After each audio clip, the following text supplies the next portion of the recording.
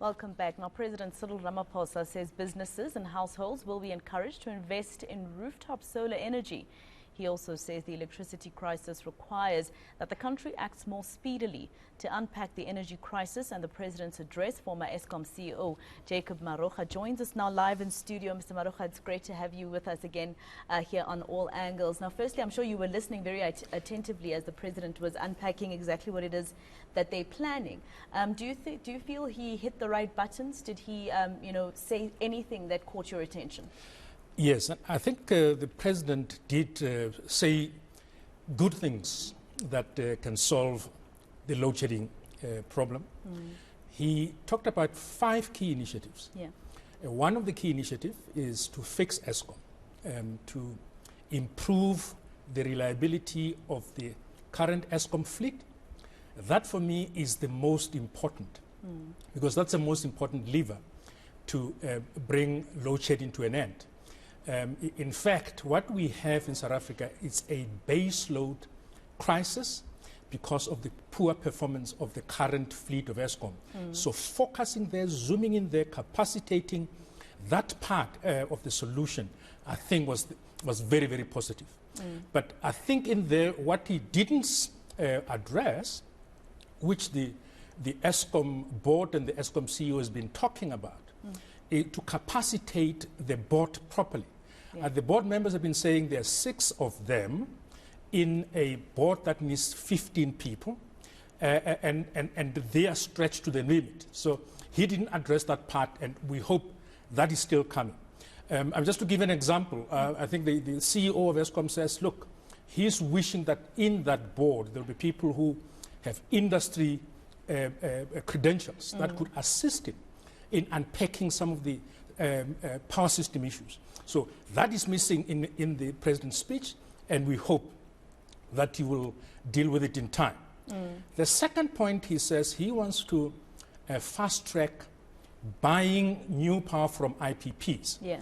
Now, to an extent that the power he buys is what is called dispatchable, because we're dealing with a baseload dispatchable crisis. To an extent that what he prioritizes from IPPs is dispatchable and it's baseload, it will solve the problem. But unfortunately, in the IPP procurement, the majority of the IPPs are renewable energy. Yeah. And our system operator clearly says, when it comes to renewable energy, they don't factor it in responding to system adequacy. So that part is a half measure. It's not going to solve load shedding unless it's dispatchable. Then the President says he wants to unleash private sector investment into what is called embedded generation. Again, the same point. Is it dispatchable power? Yeah. Is it non-dispatchable power? If it's dispatchable power, it can assist. But I don't hold much on that promise of private sector, because private sector are not looking to invest for the security of energy of South Africa. They will invest if it makes commercial sense, and they will take their time to do what is necessary. So you cannot, as a country, say the private sector is coming to save us. Yes. They've got a different set of measures to look at when they make the investment. Then he said solar rooftop for business and for residential, it's a good thing, but it's not going to solve load shedding. It will reduce some load from Eskom, but it's not going to solve load shedding. The fifth one, he says, he wants to radically transform the entire power sector. Now, that alone is not going to solve this current load shedding. In the long term, it's good to make sure that we know where we're going with the power sector, but it's not going to solve this current load shedding. And in fact, it must be isolated as a separate, different initiative from dealing with the current issue. And maybe on that, I must say, when you look around the world, countries and power system managers have tried for many, many years to transform the power sector. It's a difficult thing to do. Electricity is slightly different from other industries to be able to transform it successfully. And we've seen what Europe is going through with the crisis, and part of it has been tried to transform and reform the electricity sector. So from what I'm hearing you telling me is that it was all good and well, but maybe the president wasn't properly advised in terms of what you call dispatchable, something that will deal with the problem now. So he's dealing with the symptoms and not exactly the actual diagnosis. Yes. You see, Masoko, there's an institution within Eskom called the system operator. The system operator is like the of the power system. I mean, the legislature, when there are issues of inflation, economic growth, he pulls some monetary levers to deal with that. The system operator is the same. When there are issues to do with the power system stability, they pull some levers. And they write what is called the system adequacy report to say, when we look in the next 5 years, what are the levers? In fact, it's actually by law, he has to do a 5-year review every year to say, when we look at this system, what do we see and what are the challenges and what levers do we have to pull? And the system operator is very explicit that what we need is base load because that's where the crisis is. And he explicitly say any renewable, I treat it as, not a lever that I can pull. So we need to make sure that the system operator become at the center of solving the problem. Because the system operator is the one that decides to do load shedding today or not to do load shedding. They are intimate with every technology that is being evaluated as a solution. And they can tell anybody to say, prioritize this technology above this because this is going to give us this stability and this lever. Yes. Something very interesting that he also said is that, in the next few months, they'll be cutting red tape so that they can allow Eskom to procure what is needed urgently now in terms of equipment for maintenance, etc., instead of having to go through a whole value chain and before actually procuring. So I'm just wondering, during the time that you were at Eskom, like you said to me the last time, we've had load shedding for years, even before 2008. So was this something that Eskom was trying to get government to do when it comes to bureaucracy, and maybe government was just not listening? When it comes to procurement bureaucracy, I think during our time it was less so. Okay. Because it's only lately that they brought Eskom into the PFMA procurement. Now, I agree that that red tape must be cut because PFMA procurement is really for government department. If you want an entity to be nimble, to deal with things that need to deal with, I think it must be unleashed from the PFMA. And I make these examples again that Eskom and some of the state-owned enterprises are not the only state-owned enterprise in the world. There are countries that have got huge state-owned enterprise, but they are operated as businesses and the executives are given the room to deal and decide and procure in a way that it makes sense for their operations and the risk that they are making. So that is a good step to actually unleash and take Eskom out of the shackle of the PFMA. Let's talk about, this new task team now. I'm one of those people who feels that maybe the president has too many task teams. He has the Presidential Climate Finance Task Team headed by the former Deputy Governor of the Reserve Bank, Mr. Daniel Minele. He also announced during his State of the Nation address that he would be appointing Sipho Nkosi to look after red tape from a presidency level. And now there's this new task team that he announced that would be headed by his Director General in the presidency to make sure that all the plans that he told South Africans would work. This is 3 now, looking at the same entity. Isn't that just too many heads to look at one thing? Absolutely. I agree with the issue of task teams. And I think in this energy crisis, what is emerging and what is beginning to be foggy is who is accountable for energy security. If all these plans fail, who is the authority, the institution that we need to go to is that you failed. Now, once we start muggling the issues of energy security, it's a big problem. And the other issue in terms of energy and electricity security, when you put a dependence on the private sector, you must be very careful what you're doing because the private sector has no mandate about energy security. Their issue is profit. Let me just give you an example, a good example in terms of what could happen. Let's just say we take one of the stations and we say, private sector, we sell it to you. So the private sector is only going to look at the returns of that power station. And if something happens and they no longer have the return, they can shut it down and say, look, this no longer works for us, we are walking away. And then what happens? So those things must be carefully studied, carefully, the framework must be clear, the responsibility must be clear, because if you don't do that and you are faced with energy security problems, you don't know where to go. It sounds to me like we do actually have an Eskom 2.0 now that there's so many of these task teams looking at the same thing. But tell me about Botswana and Zambia. He mentioned that he's going to allow Eskom now to procure energy from those two countries because they actually have more than what they need for their economies. And we're a country that is providing for some of our SADC region countries like your Lesotho, your Swaziland, but we can't even provide properly for South Africa at least. So is this a good plan to start procuring from these two countries, Zambia and Botswana?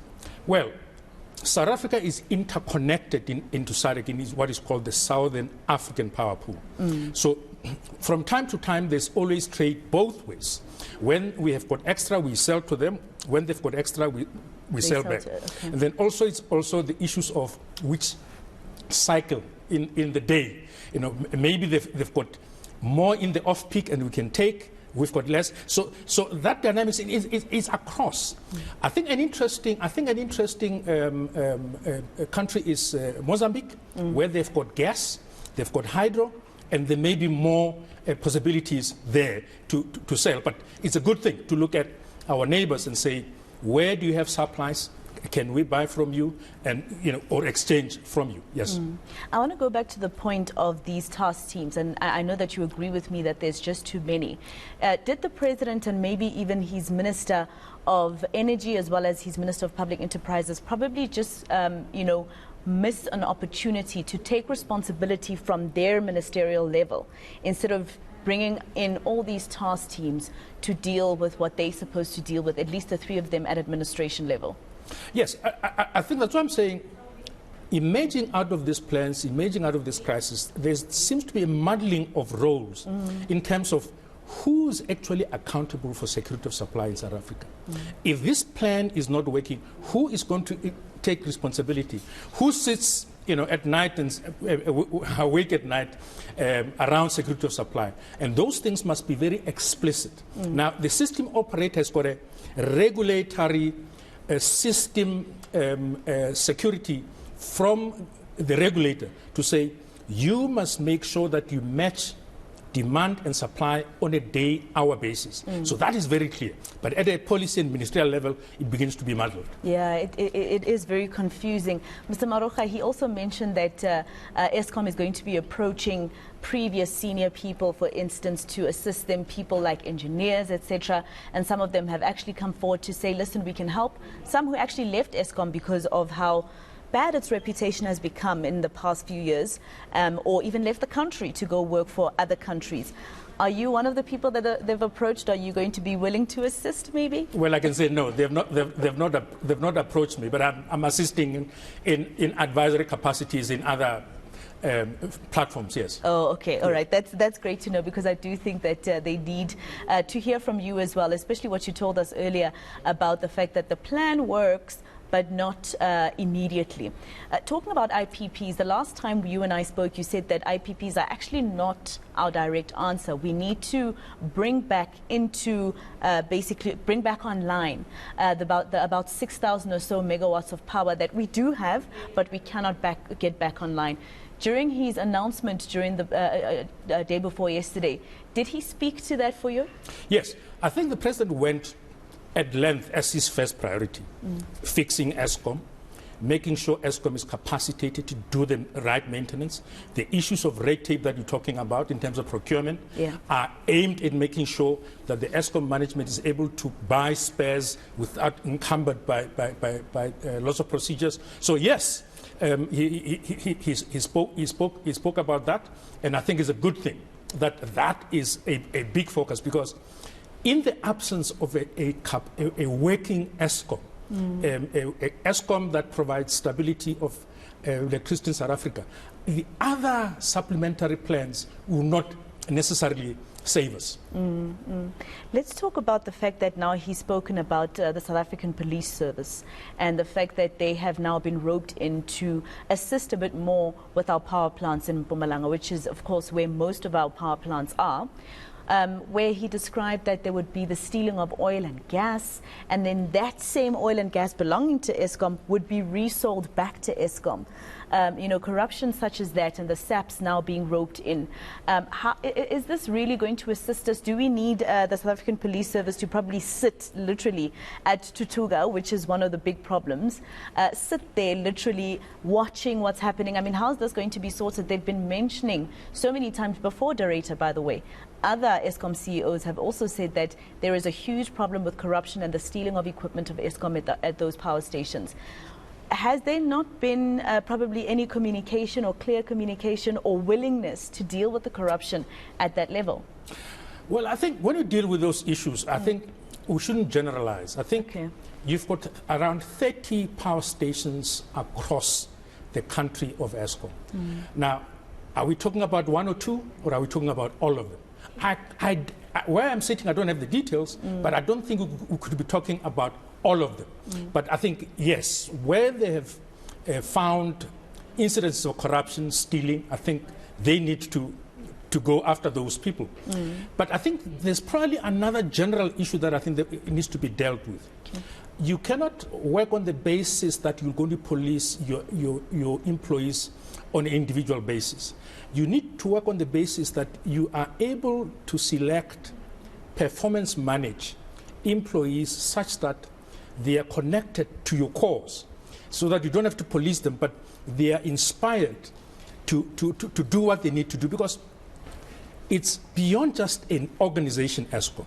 It's a national duty, in that security of electricity supply is a national imperative. Now, focusing on the soul and minds of the workers so that they become your police person and they can root out those rotten apples, I think it's a focus. I don't think the police, it's like society. I don't think the police, patrolling every house will deal with crime. Because we can hide each other from police. Exactly. But if society and the employees are connected to the cause of making sure that Eskom works, South Africa works, and the economy works, that for me should be the focus. That for me should be what the leadership of Eskom is focusing on. All right, I've got 2 or 3 more questions for you. In terms of, the building of our power stations, we all know that Kusile, for instance, something went wrong. At some point a few years ago, the excuse was that the coal is wet. So every time we'd experience load shedding, especially if it rains for quite a long time in South Africa, suddenly they'll tell us the coal is wet, etc. Things like that. Obviously now we have to use more money to fix problems like that. How do we deal with something like that? Because till today, we're still being told there's still a challenge with how these power stations were built. Power stations, by the way, that were supposed to assist after 2008 or before. Yes, as large engineering project like those, you run that risk, right? Okay. So you need to make sure, there are layers of oversight that people who build such power stations have, where they bring in, engineering companies to assist them in the management of those things to avoid delays and cost overruns. But those things happen, and you need to manage them when they happen. In Medupi and Kusile, they've been much more pronounced, but when you go around the world, we know about, for instance, nuclear power stations that have taken years because of the regulatory issues. Those risks do happen. So I think one has to take it on the chin and move forward. Yeah, move forward. Spend money, move forward. What do you think about the exact task team that I was telling you about, the climate finance task team, that is looking at the possibility of eradicating the use of coal because of, how it affects the climate, etc. And of course, what we agreed to during our COP17 agreement in France, etc. What do you think about us getting rid of coal and using it less, or eradicating the use of it completely? Firstly, let me talk about what is the end in mind. The end in mind is that climate change is a reality, and emitting technologies must be either reduced or eradicated. We are a heavy user of coal.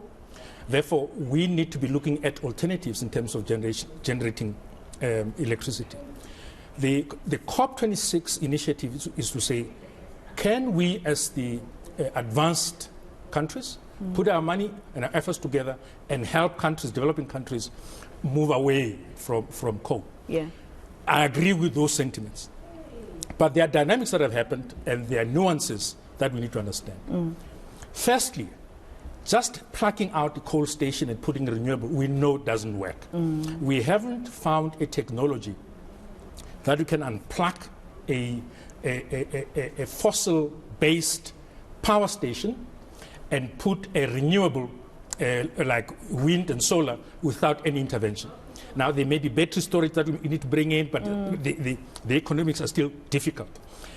And again, what has happened since the COP26 commitments is that the very countries that are going to assist us with our energy transition, their energy transition is in tatters.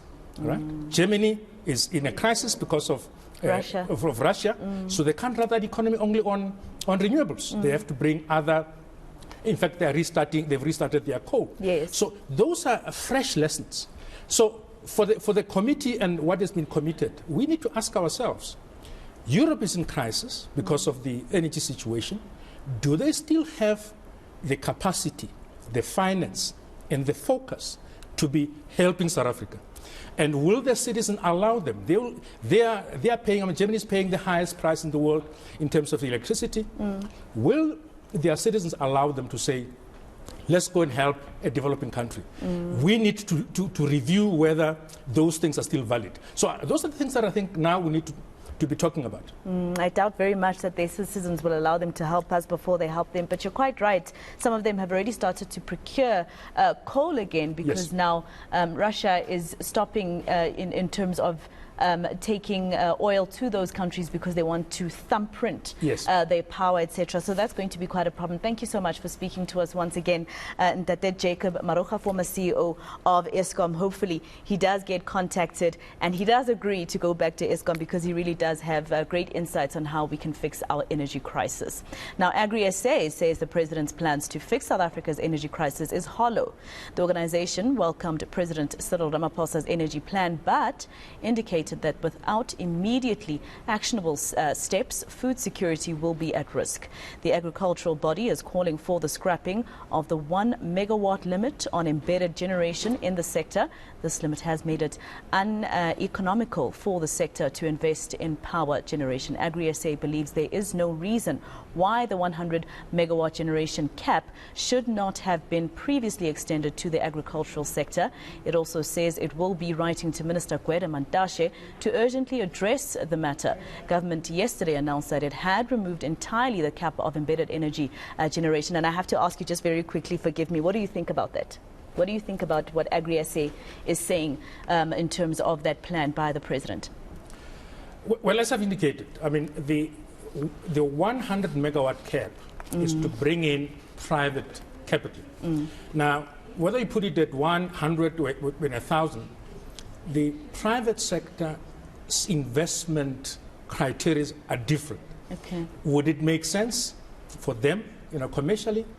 And if they don't, what happens? So those are the things that we need to be clear about. It's not as if the private sector is here to invest for security of supply of South Africa. They want profit. They want profit. And electricity, it's a very sensitive thing from a commercial. Let me just also add this. What we call IPPs now, it looks like it's just the private sector that is invested in the power grid. When you unpack the framework, you must see how they are supported by Eskom and supported by the state. So every contract of the IPP is guaranteed by the state. That is, if Eskom fails to honor that, the state will step in. Okay. Currently, there is about 200 billion of what is called contingent liability in the books of National Treasury to guarantee IPPs. That's the first thing. The second thing, the IPPs sign what is called a take-or-pay with Eskom, which means Eskom is obligated, if the IPP can supply, Eskom is obligated to prioritize the electrons out of the IPP before it takes its own electrons. And it's a 25-year PPA. That's the only way that you can have an investment in an IPP if you don't have that. So it's a very sensitive commercial arrangement to actually bring a power project together. So we shouldn't make it as if it's easy. The private sector will just go tell their board, invest billions. No, they have to go through a rigorous business to actually make a business case to their boards, and those kind of things must be looked at. So it's not as if tomorrow you'll find people just putting money. Yeah. It takes time. So the bureaucracy and red tape cannot completely be eradicated because it's supposed to at least safeguard that procurement is happening legally. Yeah. Thank you very much for speaking to us. I had to steal one more question from him. He was about to leave and I was like, wait. Let me ask you one more question.